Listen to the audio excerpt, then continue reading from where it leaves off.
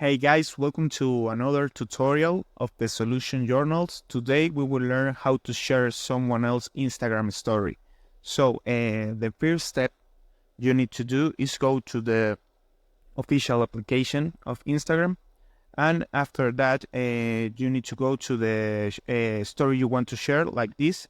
And this is a photo, but if you want to share like a video, the only thing you need to do is click here in this button of this arrow, and you got here some options to share, like send that to WhatsApp, Facebook, Messenger, X.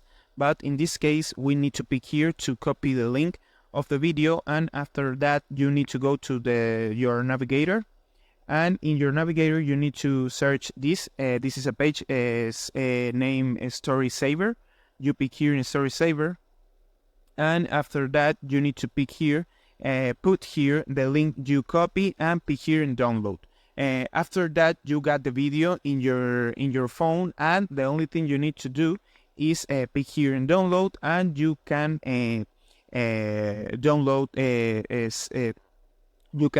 download this. You can post this video in your story.